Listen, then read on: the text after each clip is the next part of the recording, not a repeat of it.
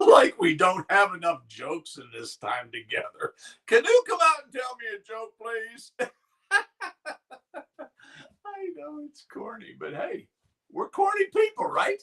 You're corny, I'm corny, we be corny. Segment uno. Do the doodle. That means we're going to doodle, and that means you need to get your blank piece of doodle paper or whiteboard as I have so that we can begin to doodle together. All right.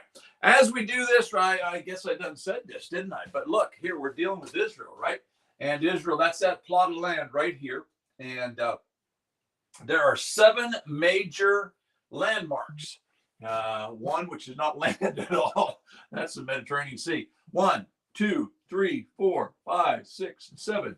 And that's what we're trying to memorize. And we're using this silly little poem that I wrote in order for us to be able to memorize it. And so you need to get that in your brain because you're going to be tested on this again. One balloon rising high, one balloon cannot fly. In between Jordan flows, snaking down as she goes. At the top of Dead Sea, move your pen left with me. Slightly west, make a dot. Temple built on that spot. In fact, that last part, temple built on that spot, is actually part of our crossword puzzle that we're going to have today. Now, one of the things that me and Mr. Peekaboo always try to do for you, Peekaboo try to do for you. I got that. As we try to give you a passage of scripture, and this passage of scripture is to show you where in the Bible that particular landmark is found. Today, we're going to be in the Old Testament. Joshua chapter 3 and verse 16 mentions the Dead Sea, but it mentions it in a name that we found out last week in our crossword puzzle is not Dead Sea, but Salt Sea. And you understand why that would be. Salt Sea, that would be. I just like jingling today. I've been actually to the Dead Sea, and it's pretty salty. In fact, there's so much salt in the Dead Sea that you can't really swim in it. You can float in it. I suppose if you had what do you call those things? Weights. It would take you down, but it's thick. I mean, it's kind of thick. It's nasty. It's salty. Joshua 3. The waters the waters coming down from above stood. So it's talking about the Jordan River, okay? And this is when they cross over to the Promised Land. And rose up in a heap far away at Adam, the city that is beside Zarethan, and those flowing down toward the sea of the Arabah, the sea, or the Salt Sea. That's this right here. The Salt Sea. They were completely cut off, and the people passed over opposite Jericho. And so the water coming down, it kind of stopped. And the water down here just went on into the Dead Sea, and they were able to cross over. And so that's how they got across the Jordan River. And the Jordan River flows into the what? Dead Sea, exactly. Or the Salt Sea, as it is referred to here in the Old Testament. See how smart you are? All right, now let's just go to our, what do you call this thing? Crossword puzzle. Thank you. I have no idea why my font didn't stay with us here, but I'll have to check that for next week. I'm sorry. Sorry, Mr. Peekaboo, you gotta go. Did you get that? Peekaboo gotta go. Anyhow, I don't know why my font didn't hold on there, but then you got the priest there. All right, here's your question. 4 down, which is right here. And besides the Dead Sea, the Bible often calls it what other sea? Now, you ought to know that right now, unless you were sleeping in the last 3 minutes. You ought to know exactly what that is, and you can fill it in. Max to the max. Let us doodle some more. You say, but Sonny, we haven't doodled at all. You're right, and I don't know what's wrong with me, so get out your doodle-a-tater, and let's just doodle this one, because you're right. We need to do that. All right, are you ready? Remember, that's the Mediterranean Sea. Okay, I know you're getting tired of doing this, but the way you remember stuff is if you do it over and over again. So just go ahead, get out your paper. You got the Mediterranean. You can even put a big old M there if you want for Mediterranean. Okay. All right. Then you got the first balloon that's flying high. That's the Sea of Galilee. And you got the Jordan River as it's snaking down, right? And you got the balloon down here that is not flying nowhere because it's lost all of its helium. That's the Salt Sea or the Dead Sea, right? All right, you go to the top of the Dead Sea, slightly in, put you a dot. What's that? Jerusalem. Very good. Then you go to the bottom of the Sea of Galilee, put a dot parallel. What's that? Nazareth. Very good.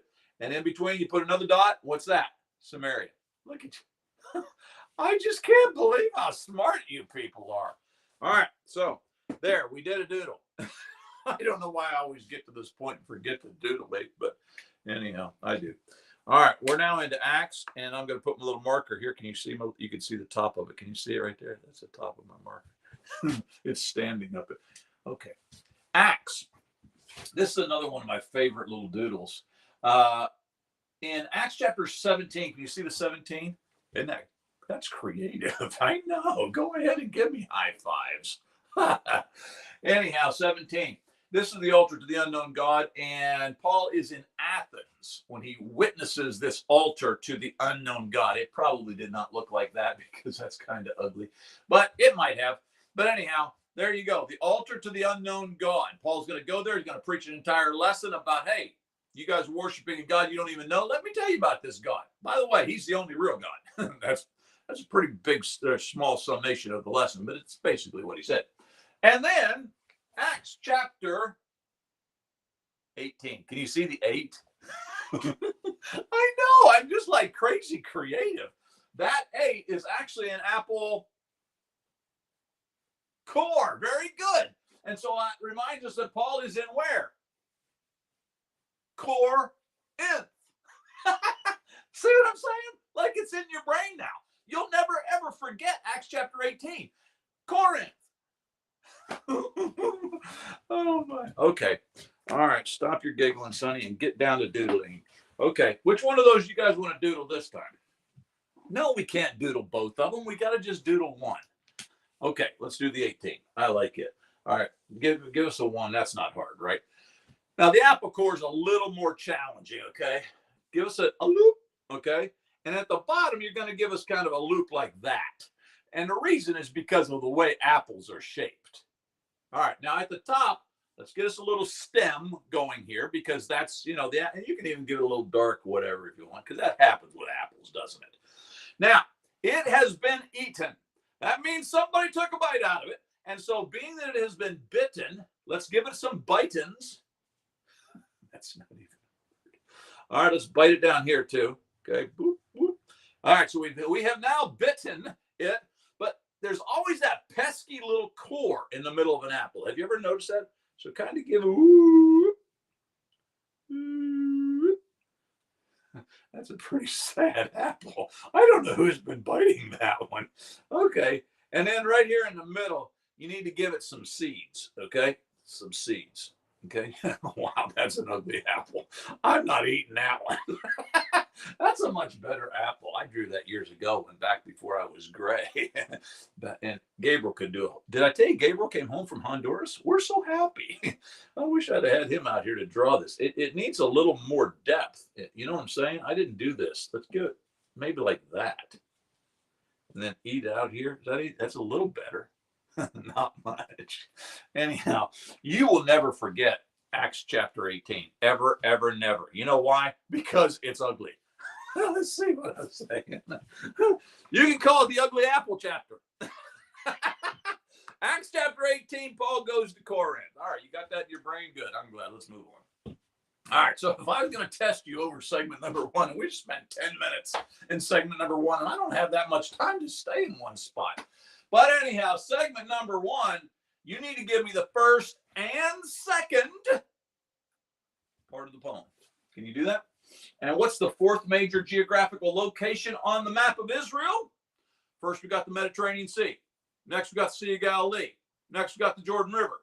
Number 4 is, I ain't telling you, it's going to be on the test. That would be giving you the answers. Can you draw the memory clues? I think you can. But when you do, make it a better apple than I made, because nobody's eating that apple that I made. You know what I'm saying? All right, here we go. Let's laugh again. Does God laugh? Yes, he does. I'm confident of it. So here's a silly saying. The older you get, the better you get, unless you're a banana. Ain't that the truth? We're kind of on a fruit theme here. Got the apple, now we got the banana. Banana. What's a banana? And anyhow, you understand the joke? Do I need to explain it to you? Everything gets better with time except a banana.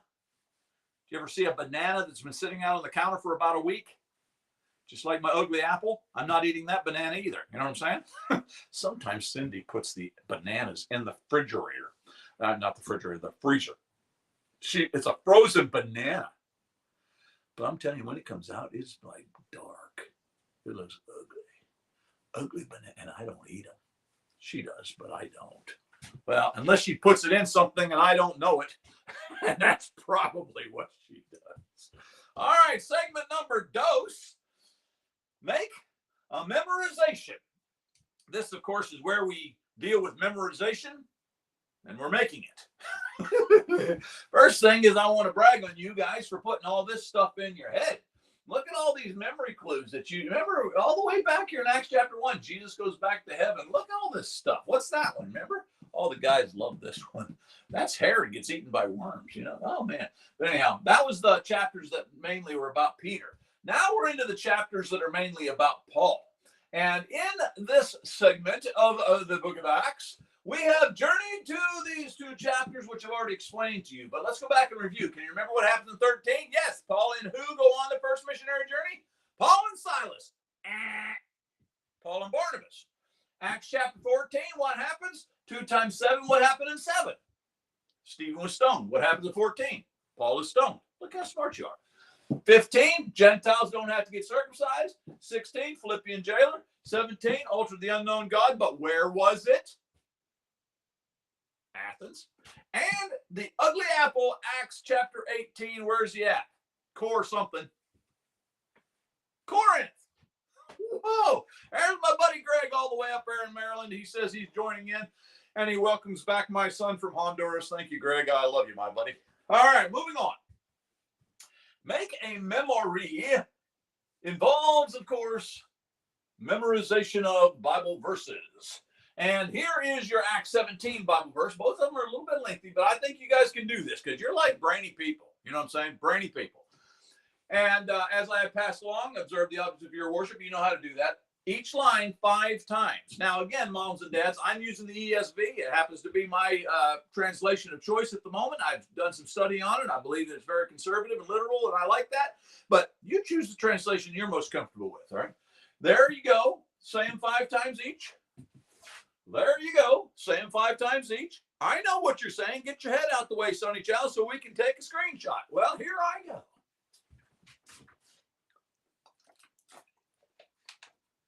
Did you get it?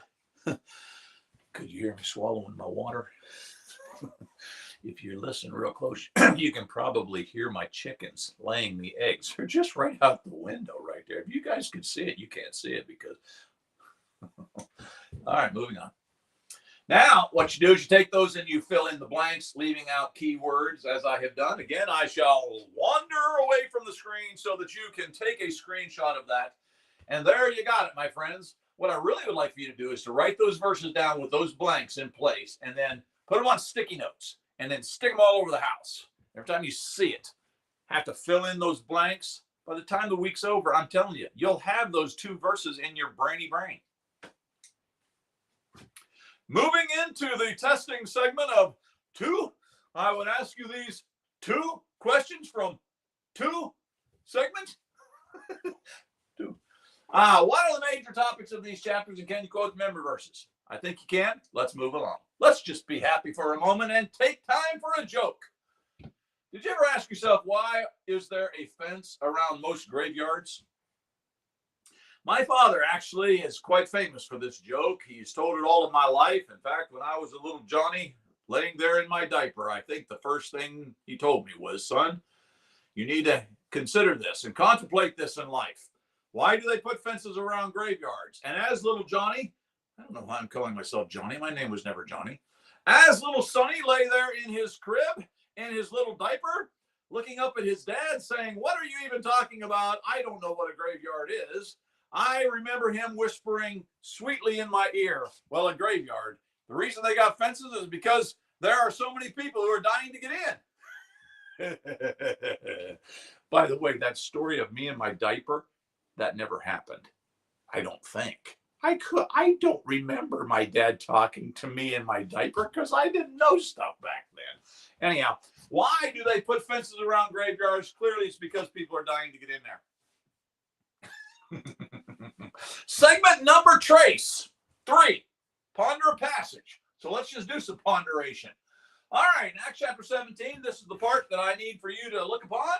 And here are 3 things from this passage I find to be rather interesting. In Acts chapter 17, Paul is going to Athens. He's going to preach a sermon, or he's going to deliver a lesson to a bunch of wise guys that they love to just discover new stuff. But anyhow, he's standing in the midst of the Areopagus. He says to the men of Athens, I perceive that you're very religious people. And the reason I know that is because I was walking around your town, and as I passed by, I observed objects of your worship. All through Athens, there were these idolatrous altars to all kinds of gods. Now, you've studied Greek mythology. Athens is like the major center of Greece. And so you know all those gods, Zeus and Hermes and all those, okay? That's all. And there was altars, all these gods representing everything. And the reason they had that is because they were trying to make sure that they honored all the gods they could think of. I don't want to make any of the gods mad. Well, in the process, they decided, we might not be able to remember all the gods. We don't want to make any of them mad, so we'll have one altar that is just to any gods we've missed, the unknown God. So continue reading. So he says, I found an altar with this inscription to the unknown God. What therefore you worship as unknown, I want to proclaim. So I'm going to tell you about that God that you don't know anything about. The God who made the whole world and everything in it. And he goes on to talk about that God. When he gets down to verse 16, and God, he made from one man, every nation of mankind to live on the face of the earth, having determined allotted periods and boundaries of their dwelling. So in other words, God is the one who put you where he put you. Were you born in the United States of America? Well, then that's where God wanted you. Were you born in Kenya? I got a good buddy in Kenya. Well, then that's where God placed you. That's where God wants. So he places you where he wants you. And on the timeline, you weren't born 700 years ago. I know that because nobody lives 700 years. And so God didn't want you 700 years ago. He wanted you right now. And so he puts you in a place and a time. But watch why he does that. Verse 17. He did that so that they would seek him and perhaps feel their way toward him and find him. The reason God puts you where he puts you is because he believes that that is a spot that is most advantageous for you to seek him. And so consider your surroundings as being the promptings of God to look to him. All right, my buddy Greg is up there living in Maryland. He and I grew up together in Clearfield, Pennsylvania. Greg, you know why we were in Clearfield, Pennsylvania? I don't know where Greg was born, but anyhow, we ended up in Clearfield. I'm convinced it had to do with God. And Greg's been one of my best friends all of my life. He's been a great contributor, a great encourager of mine, love his wife, his kids, all that kind of stuff. And so I think that God intended for our paths to cross. You know why? So that we would seek God. Greg's been a great encourager of me to seek God, to make sure I stay faithful. And I hope that I've been a little bit of that to him. And so that's why God does that. All right. So celebrate your surroundings and look for God in it. How would you doodle an altar? You ever think about that one? How would you doodle? Let's get rid of our ugly apple. How would you doodle an altar? Now, I drew you one a little while ago, but you know what you could do? Because sometimes, just get you a bunch of boulders here, okay? Sometimes they would just make a bunch of boulders. You can do this like this. Getting a little bit narrower at that top. You'll notice that, okay? Getting a little bit. Sometimes Elijah did this on the top of Mount Carmel. And then they put straw, hay, something like that. And then they put the sacrifice on top of that. You study 1 Kings, it's an amazing story. Towards the end of 1 Kings, there was a fireball. Came down from heaven and burn up that sacrifice. Major cool story. But there's all different kinds of ways of building altars. And probably that's not the way it looked in Athens. They probably, because we've got altars and we've got, present day, we've uncovered things. They're pretty good sculptors. And so it probably was more refined than that. But the point is, they were putting these all over town because they were afraid they might forget one of the gods. Paul says, I want to tell you about one of them that you forgot. The God, the real God. All right, that's chapter 17. In chapter 18, we're going to move on to Corinth. Here's Athens. Now, let's just kind of give you a perspective, okay? Here's Antioch. That's where they center from. Now, remember, they had gone down to Jerusalem because in chapter 15, they went there to talk to the apostles and the elders about this circumcision thing, right? All right. But they're going to go in on this missionary journey. they're going to travel, and they're going to come all the way through here. Remember, we did Philippi. What chapter was Philippi? The Philippian jailer. What chapter was that? 16. You're excellent. All right, so we've already been in Philippi. Then he's going to come down here to Athens. That's where he's going to do chapter 17. Then he's going to come across here. Didn't do too often, have to go too awful far. But he's going to come across here to another major town in Greece, and that's called Corinth. All right, that's chapter 18. When Silas and Timothy arrived from Macedonia, that's up here. So they're coming down to meet Paul. Paul was occupied with the word, testifying to the Jews of the Christ that the Christ was Jesus. And when they opposed and reviled him, he shook his garments and said to them, "Your blood be on your own head. I'm innocent of you. From now on, I will go to the Gentiles." And he left there and he went to the house of a man named Titius Justus, a worshiper of God. His house was next door to the synagogue. Crispus, the ruler of the synagogue, believed in the Lord. So even the ruler of the synagogue is coming to know Jesus. And many of the Corinthians, hearing Paul, believed and were baptized. And so Paul is going to establish the church of Jesus. He's going to establish the church of Christ right there in Corinth in chapter 18. But I want to take you back to Macedonia. That's up here, okay? But this is going to be part of our discussion thing. Shook out his garments. He was so disgusted by the way the Jews were refusing to believe in Jesus that he didn't even want the dirt of their presence to cling to him. He just shook out. It was kind of a symbolic thing to say, I don't even want to be associated with you anymore. You ever been around people like that? I have. All right. If I was going to test you with some questions about that, these are the questions that I would use to test you upon with them. And there you go. Screenshot. You say, Sonny, why don't you get your head out of the way? Because there's nothing there but desert. I'm not covering up anything. There. You got your screenshot? All right, here we go. Let's be silly. What would you use to fix a broken tomato? Now, this has got to surely have covered. This has crossed your mind before. I mean, you're laying awake at night thinking to yourself, broken tomatoes. How do we fix them? I know this had to happen to you. How do you fix a broken tomato? Well, I would suggest that you probably need to use tomato paste. Glue it back together. This doesn't have anything to do with tomatoes, but my little grandson, Gabriel's actually my son.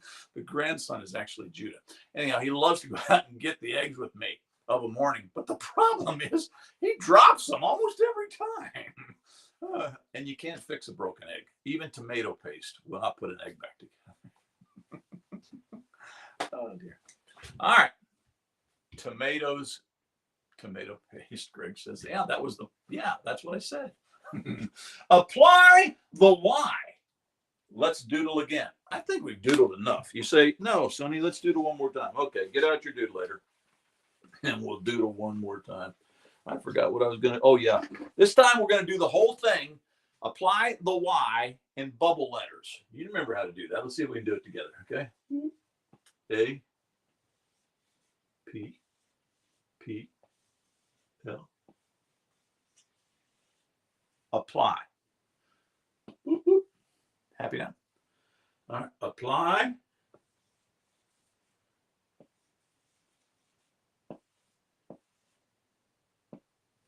The.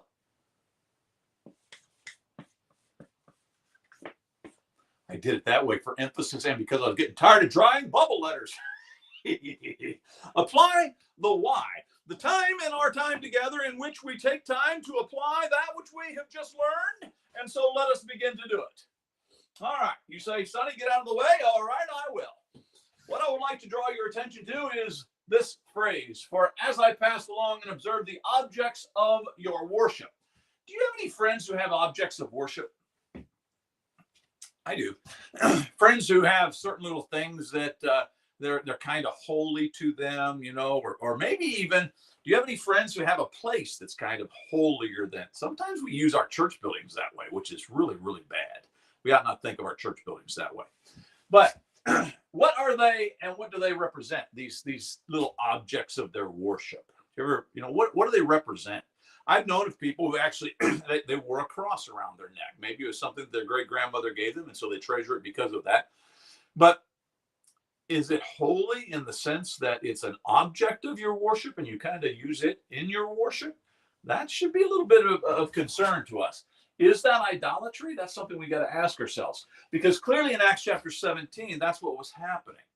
They had certain objects, and those objects are the things that they use to draw them toward worship. Second thing I would draw your attention to is this idea of shaking out his garment. What was Paul indicating by shaking out his garment? What might we do if we wanted to indicate complete rejection of someone today? That's what he was doing. By shaking out his garment, he was saying, I reject you. I'm not going there with you. And so he turned his back and he walked away from them. Do we have anything like that today in our culture? I think you can come up with something. Do that. All right, test questions for segment 4. Be prepared to describe an object of worship and explain how it could become idolatry. I think that happens. And so that is your discussion question, or your question that you're going to have to write a little paragraph about. Why did the chicken go to the doctor? Why did he cross the road to go to the doctor? That could have been a different joke that led into this one, but we're not going there. I don't have time. We got to move along. Why did the chicken go to the doctor? For treatment. He was sick and he needed some treatment. I thought it was cute. Segment 5, time to test. You've got this, but first, let's go to our crossword puzzle. Look, see, my font stayed with me on that one. I don't know what happened to the other. All right, here it is. Besides the Dead Sea, what is that sea often called? You already know it. Say it with me. Say it aloud. Salt. Look, it didn't keep my font again. I don't know what's going wrong with me. Salt. That's exactly right. It's the Salt Sea. The Salt Sea. Next time, here's your question. We're going to go with 5 down. Where's that at? Oh, it's over here. 5 down. And what does that have? We already know it's going to end in an E. Hey, folks, it's going to end in an E. All right, here's your question. What famous place of worship was built in Jerusalem? It's going to end in an E. It's going to end in an E. Did I say that? It's going to end in an E. All right, here we are. We're in our last segment, and that's test number 8. Not test 5. It's test number 8. There are your questions. Take a screenshot of that, and we're moving on. Got it? Remember, I believe in you. All right. If that's been a blessing, please pray for us. And if you can, you can even contribute. And that would help us to keep this free. I love you. Time to pray. A lot of things to pray about. Ukraine and Russia, obviously. Persecuted Christians. Gabriel's home. This is some of the signs we put on the door of our house. All right. China and Taiwan. The upcoming elections, some elections that have already occurred. Got some Christian people who are trying to get into office. I found out just this morning that a very good friend of mine lost his election bid in a little town in southern Louisiana. Love this guy. Boy, they would have been a much better city had they elected him, but they did not, and I'm praying for him and all of those who campaign on his behalf. I hope that he knows who he is and knows that I love you, and I'm sorry for the way that things worked out there. Supreme Court nominee. We're finding out more and more about this lady and very, very concerned. And then the upcoming MAP summer. Got a lot of new plans and things that are happening this coming summer with MAP, taking it a little bit to a different level. And we're going to start emphasizing young adults. And it just means the world to me if you'd pray for MAP and contribute to MAP and those kinds of things. Thank you. I am grateful for you and your prayer time. Let me do something here before we get going. Said my YouTube thing was having a problem. Lord's Day Live. This is a sermon segment, and I'm grateful for you being with me. We have been talking about real-time Christianity, practical principles that would help us to live this Christian life.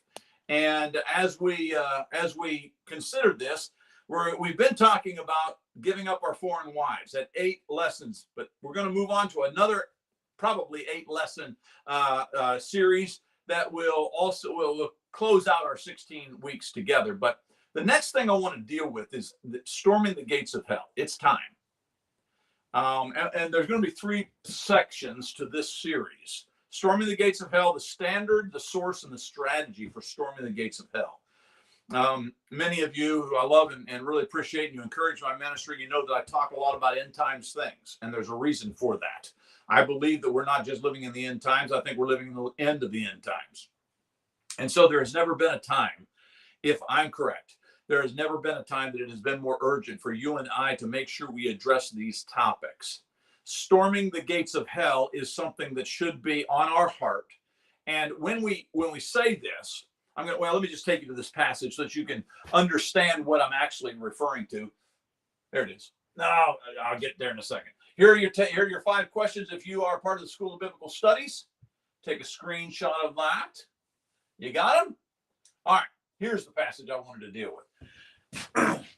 In Matthew 16, Jesus, speaking specifically to Simon Peter, Simon's going to say, you are the Christ, the Son of the living God. And Jesus is going to be really thrilled with that answer. And he is going to say, blessed are you, Simon, Bar-John, for flesh and blood has not revealed this to you, but my Father in heaven. And I tell you, you are Peter, and on this rock I'll build my church, and the gates of hell shall not prevail against it. And I'm not going to deal with this whole idea of Peter being the first pope and all of that kind of thing. That's not what the passage says. I'm confident, because that Greek language doesn't bear that out. But that's not really the point. The point that I want to get to is the gates of hell shall not prevail against it. Will not prevail against what? Will not prevail against the church. The church means the ecclesia, or the called out. Those who have been called to a special purpose, into a special relationship with God. And these people are warriors. At least they're called to be. Now, I honestly, as I look around at the church today, I don't see a lot of warriors. In fact, I see a lot of folks who are being trained to do little more than maintain a cathedral setting. We need individuals who are brutal. We need individuals who are manly, individuals who have strength, are battle seasoned, ready to go into and conquer the gates of hell, and draw out those individuals who have been grabbed by the devil and pulled toward an eternal suffering. We've got to have that kind of courage. And I honestly, most of the time, I just don't see it in the church today. We are so enamored with sitting in our little pews and going through the motions 3 times a week, as if that is some kind of real spiritual warfare, that we have failed to understand what real battle is all about. And as we live in the last days, it is now time for us to step up, be manly, and be individuals who begin to storm the gates of hell. Conflict that we're presently seeing play out in our world today took a little bit of a turn this week that I thought was rather interesting. And some of those who have been invaded have decided that they're going to take the fight to the invaders. And that's the way we are today. The church has been invaded. It is time for us now to take the fight to those who have invaded us. And that's those who are being used by the devil. Of course, Paul himself says that even among the elders of Ephesus, he expected that some of them would turn out to be wolves and that they would begin to attack the flock. We have wolves among us. We have individuals among us who are subtly pulling people towards a complacency that will get them a hot spot in hell. It's time for us to storm the gates of those hellish people and expose their hellish motives. And that's what this particular series is all about. What I have done is I've placed that part of the passage at the top here, just to make sure it's a reminder, this idea that the gates of hell will not prevail against the church. It's time for us to take the battle of the devil. I'm going to use 2 Corinthians chapter 10, verses 2 through 5 as my launching point to give us those 3 sections that I open in the opening that I showed you there. And we're going to look at 3 things in this series that you and I must understand and appreciate if we are to storm the gates of hell. We've got to have these 3 things in place, according to what Paul was saying to the Corinthians, if we are to be effective in winning the battle against the devil. He's going to say in 2 Corinthians chapter 10, I beg you that when I come, I may not have to be as bold as I expect to be towards some people who think that we live by the standards of this world. Paul was giving them, it was a shot across the bow. He was giving them the heads up. He's saying, when I come and visit you, some of folks that are in the church with hellish priorities are going to be called out, and I'm going to do it. But here's what you can do. You guys can take care of business before I ever show up. And that's what the church needs to be doing now.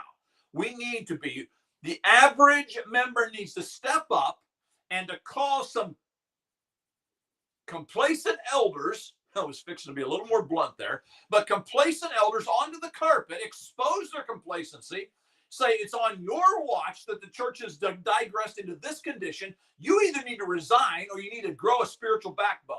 It's time for members of the church to stand up and do that kind of thing. And I think Paul is admonishing the church at Corinth to do that before he shows up. But the first thing I wanted you to see in this passage is he says there are some folks who are teaching that we need to live by the standards of the world. The first thing that we've got to do as we storm the gates of hell is we've got to recognize that we live by superior standards, and they ain't the standards of the world. The garbage that is coming from some of our leaderships that says we must ingratiate ourselves to the community in order to be evangelistically effective is ridiculous hogwash. And I'll tell you why. It ain't working.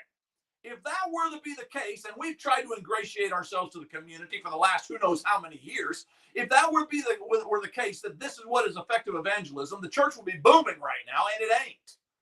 The reason the church is not booming is because our priorities are just like the priorities of those that Paul is calling out in the church of Corinth. They were living by the standards of the world. Let's build us a big building.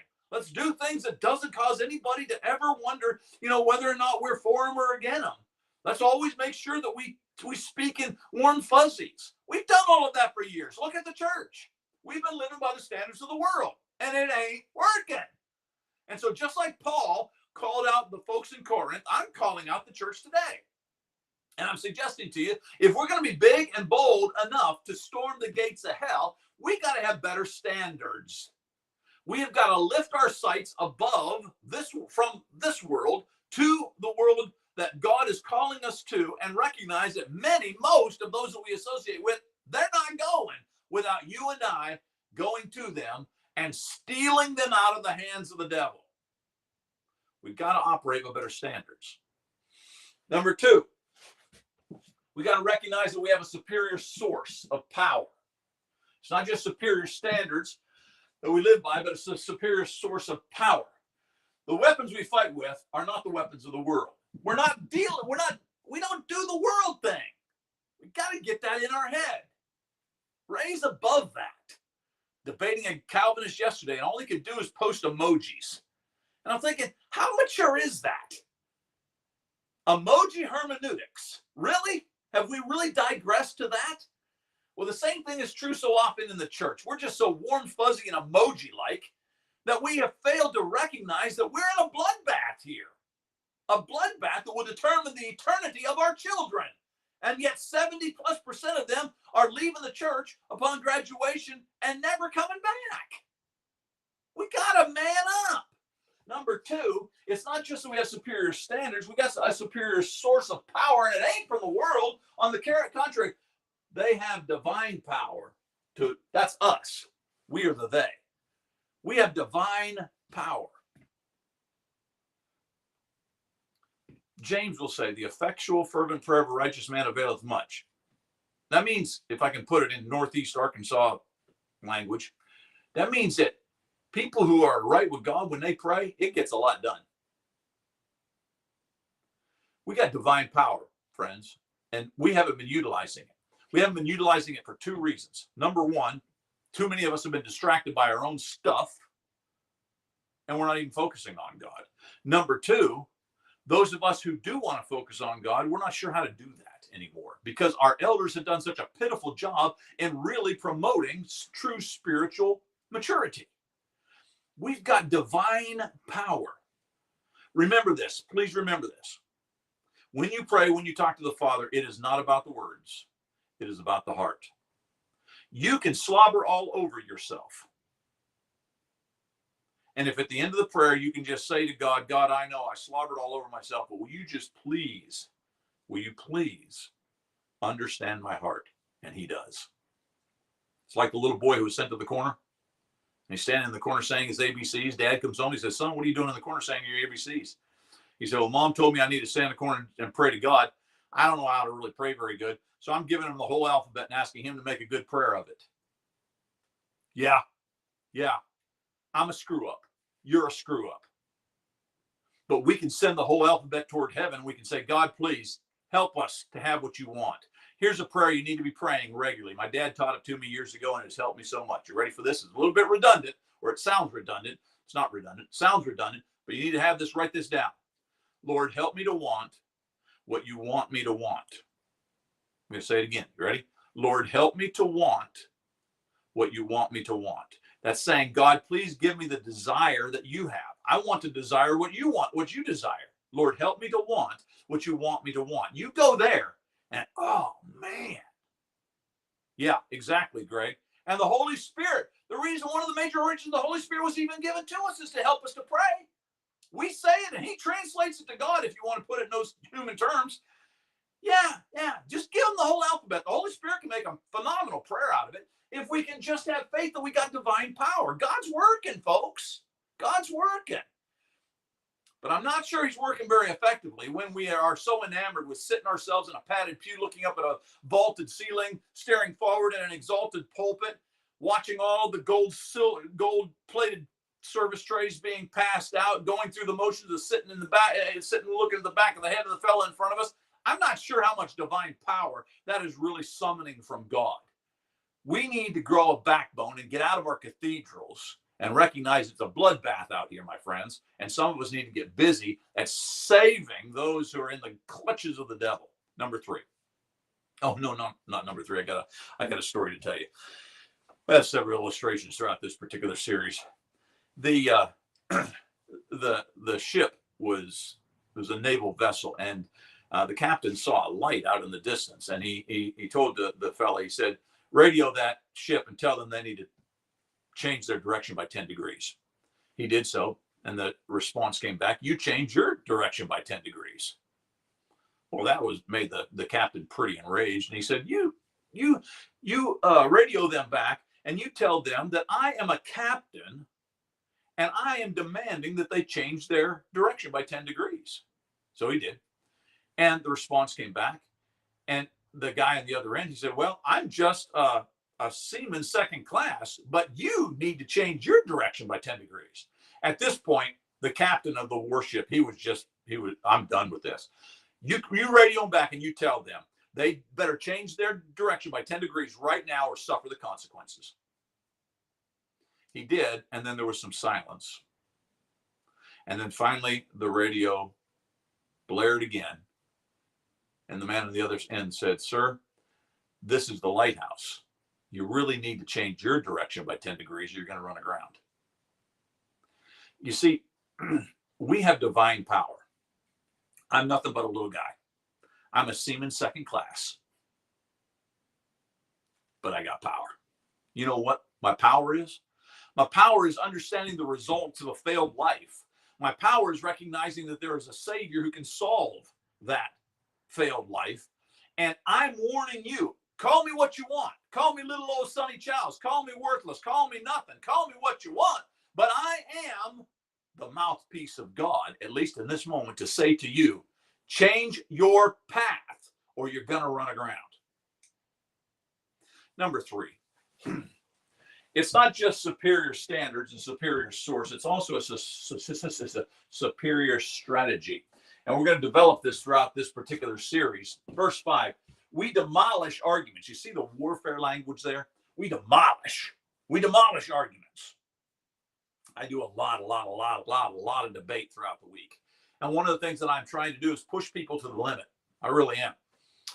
And sometimes they push me to the limit. I have been pushed to a point where I had to make a choice. Either I'm going to submit to the truth that they have presented to me, or I'm going to rebel against it and arrogantly walk away. And I'm doing my best to submit to the truth. But often I also push to that point. And what so many are doing now, it's interesting. When folks are pushed with the truth, you know, one of the first things that they do is they begin to tear down the messenger. I'm telling you, as I debate the Calvinists, it's their first line of defense when they finally get to a point where they might have to learn something too.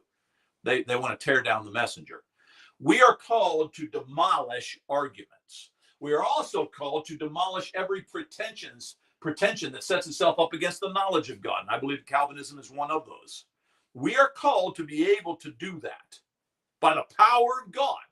And then lastly, he says we also take captive every thought and make it obedient to Christ. That is something that largely takes place in our head, although I think that we can also help folks capture their thoughts as well by being an inspiration to them. But one of the things that takes place in this battle for the gates of hell is that we ourselves have to be prepared by our own internal conditions, meaning that we've got to capture thoughts that are not appropriate, thoughts that are damaging to our goals. We got to capture them, and we've got to put them in jail, put them away, so that they will no longer influence our value system. All right. Well, there you see the three things that we are hoping to cover during the course of this series. Superior standards, that we're going to spend a little time, that we'll spend a little time in all three of them because we got 8 weeks to actually get this in. But all three of those we're going to develop so that you can be effective in your own personal storming of the gates of hell. You have friends, you've got neighbors, you've got loved ones who need for you to storm the gates of hell on their behalf. They are being sucked down into a devil's hell, and unless you reach out and do something radical right now, the last days are going to overcome them, and the eternity of hell is going to be their future. We must move. We must storm the gates of hell. So let me end with this illustration. Storming the gates of hell, and the fact that you and I have the power of God working within us. The truck driver was kind of meek and mild, and he wasn't looking for trouble. In fact, he was sitting in the diner minding his own business when a bunch of bikers showed up, and they were rowdy. And as they came in the diner, they were, disrupting things, and they were loud, and they spotted this little guy sitting in the corner, and they began to pick on him, and they began to say mean things to him.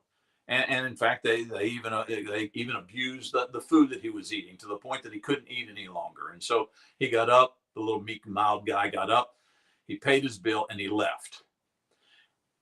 A few minutes later, the bikers were still all up in arms about how that they had run off that little meek and mild dude. And they just kind of shouted to one of the guys that was working there. They said, that guy, he really wasn't much of a man, was he? And the guy was looking out the window, and he said, yeah, I guess not. But he's not much of a driver either, because he just backed his semi over 12 motorcycles out there in the parking lot. We have power. I might be viewed as meek and mild and little old Pinio Sunny Childs, nobody knows, no value Sunny Childs. And that might very well be what I am. But when I am held in the hand of God, I have power. When you are held in the hand of God, you have power. When you sit behind the wheel of an 18-wheeler, you got power. That 18-wheeler may be God, but you got power. You know what I'm saying? It's time to storm the gates of hell. It's time for us to man up and to do our job. Storming the gates of hell. It's time. The standard, the source, and the strategy. I hope that you will join me for the rest of this series, and it'll be a blessing to you. Thank you so much for supporting me and my ministry. I love you and appreciate it. And please keep it coming so that we can continue to do what we do. Please.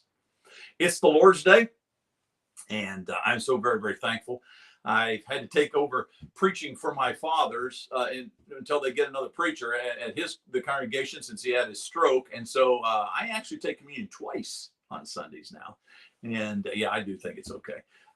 And so I'll be pedaling up there to preach for him. And then I'll come home to our home congregation, our home church, and we'll have communion there. And I love our home setting. And there in our setting, we'll have communion and we'll remember Jesus and the Lord's Supper, and it will be very simple, it'll be very innocent, and it'll be very meaningful. Cindy bakes the bread herself. I pray that you too, on this Lord's Day, will stop and make sure that it's very simple, innocent, and meaningful, really meaningful, as you reflect upon the death, the burial, and the resurrection of Jesus. Thanks for joining me for this Lord's Day Live. It's Sonny Child saying, be there. Matthew 16:26.